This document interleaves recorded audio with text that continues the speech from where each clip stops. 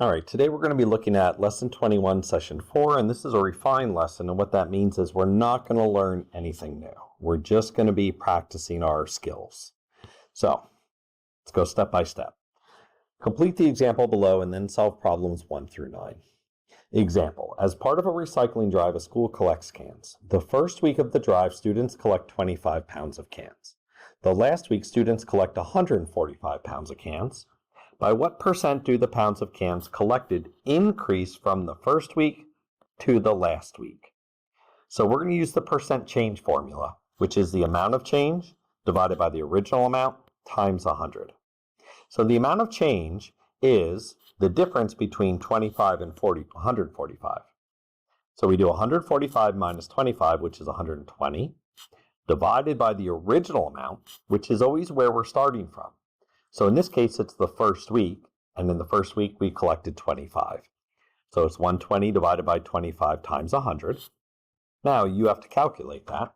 So 120 divided by 25 times 100 is going to be a 480%, and in this case, it's going to be an increase because they collected more cans. So that does sound like a lot, but if you think about it, if you're starting the first week at 25 and you get all the way up to 145, that's increasing almost 5 times. That's why the percent is almost a 500% increase. Number 1, a paper mill cuts poster boards that are 36 inches long. Okay, so a poster board is just like a big piece of paper, right? And we know it can be 36 inches long. Now, the poster board is acceptable if the percent of error is less than 1.5%. So what that means is it can be a little longer or a little shorter as long as it is not greater than a 1.5% error. So it says, what are all the acceptable lengths of poster board? So in this case, we're actually going to have a range. It's going to go from one length to another length. So 36 inches is the goal. However, sometimes mistakes are made. So if a mistake is within that 1.5% threshold, the poster board is still okay. So the first step is we need to find out what is 1.5% of 36. So we're going to turn 1.5% into a decimal, which would be 0.015 times 36, which is, let's calculate that, 0.015 times 36. And we get 0.54. So that means it can be off by 54 hundredths of an inch. So let's think. If it's too long, that means it's going to be 36 and 54 hundredths of an inch, so 64.54 inches. And if it is too small, that means it's going to be 35 and 46 hundredths inches. So basically the range, the poster board, and I'm going to put the word poster board right here, and I'm going to write an inequality that might sound a little confusing, but I'm going to walk you through it step by step. So the poster board has to be smaller than 36 and 54 hundredths of an inch. So the poster board, I'm going to say, has to be less than 36.54, and the poster board must be greater than 35.46. So I'm going to use this symbol. The poster board must be greater than 35.46. Now, if you're a little confused because you think I used two less than signs, remember, we're comparing the poster board to the numbers. So if I start from the middle and I go to the right, I would read this as the poster board is less than 36 and 54 hundredths of an inch. And if I read it from the middle to the left, I'm going to say the poster board is less than, or greater than rather, 35 and 46 hundredths of an inch. So if that's confusing, you could also just write it as the poster board must be greater than 35.46, but less than 36.54 inches. Number 2. The boiling point of water is 212 degrees Fahrenheit at sea level. Andre lives at an elevation of 7,500 feet. At his home, Andre finds that the water boils at 198 degrees Fahrenheit. What's the percent decrease in the boiling point of water from sea level to 7,500 feet? Give your answer to the nearest tenth of a percent and show your work. So this is going to be percent change, which is the amount of change. So AOC, the amount of change, over the original amount, OA, times 100. So the change is between 212 and 198. That's going to be a total change of 14 degrees. And I want to know the original point. And I'm going from sea level to the elevation. So sea level is 212. That's going to be my original amount. So I'm going to divide 14 by 212 times 100. So 14 divided by 212 times 100 is, I get 63.636363 repeating. So it'd be 63.63, and the 6 and the 3 repeat. However, they want it to the nearest tenth. The 6 is in the tenths place. That 3 tells the 6 to say the same. So I would round that to 63.6%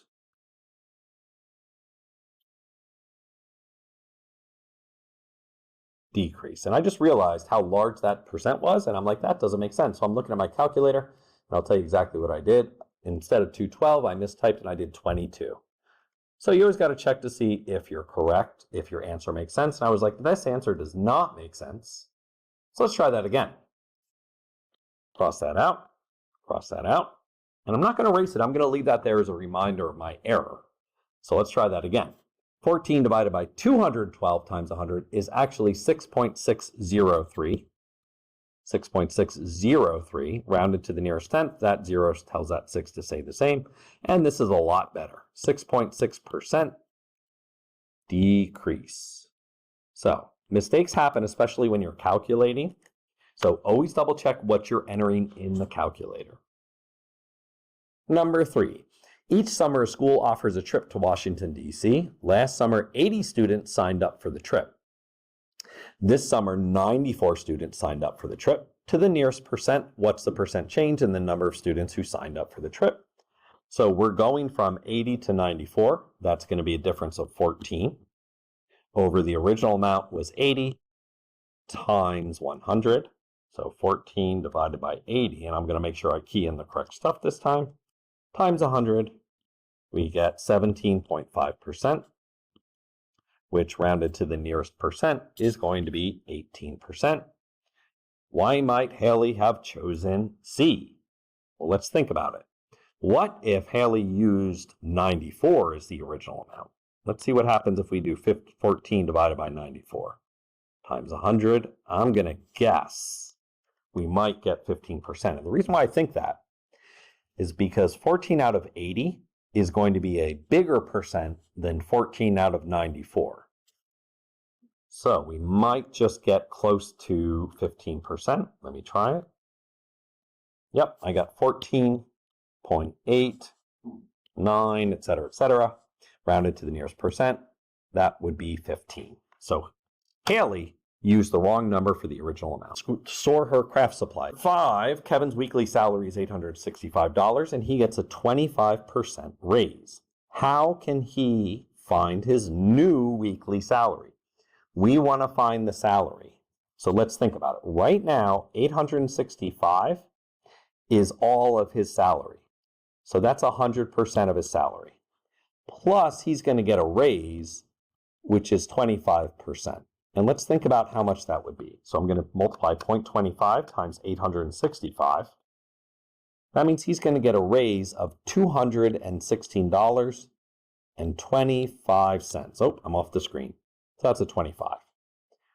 All right, so his new salary is going to be 100% plus 25% more. So the new salary is actually going to be 125% of his old salary. So which one of these are going to tell me to do that? 865 by 0.25? Nope. B, divide 865 by 1.25? Nope. C, multiply 865 by 0.25. This looks promising, but that's only going to tell me the raise. That's not going to tell me the real salary. So that's a no. This one is correct because that's taking his current salary and multiplying it by the decimal equivalent of 125%. And then this one, add 865, which remember is 100% of his salary, and a quarter of 865 rather, which is going to be 25% of his salary. So yep, E works. And finally, letter F, add 865 and 1 1/4 of 865. No, because this is taking 100% plus 125%. I'm sure it's a raise that Kevin would love to get, but Kevin is not getting a 125% raise.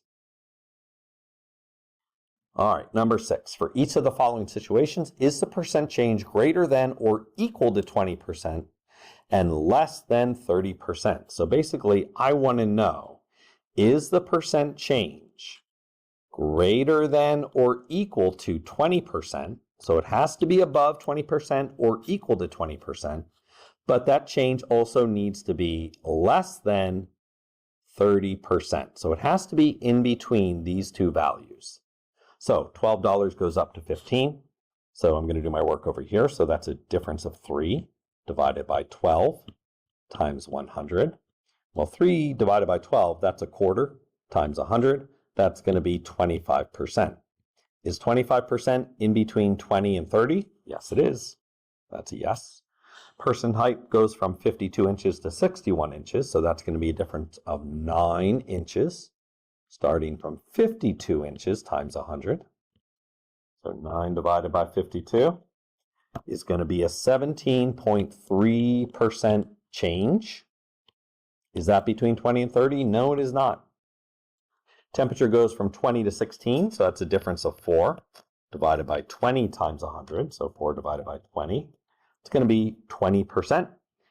It can be equal to 20%, so that's going to be a yes. And then n changes to 3/4 n. Ooh, that one's a little bit tricky. So if we have a number n and we have 3/4 of it, what's the difference between the two numbers? The difference is an amount of 1/4. If you're not sure how I got that, think about it like if we plugged in a number for n. Let's say n is 4. So if n equals 4, 3/4 n is 3/4 times 4, which is 3. So basically, n is going to go down by 25%. So I could take 1 divided by 4, find that it's a 25% decrease. And is that in between 20% and 30%? Yes, it is. That is a 25% change, which is in between 20 and 30. Number 7, doubling an amount is the same as a percent increase of 200%. And the result of increasing 5 by 200% is we double 5 and we get 10. Number 8, most days Mr. Romano sells umbrellas for $8 each. On rainy days, he increases the price by 75%. How much does he charge in dollars for an umbrella on rainy days?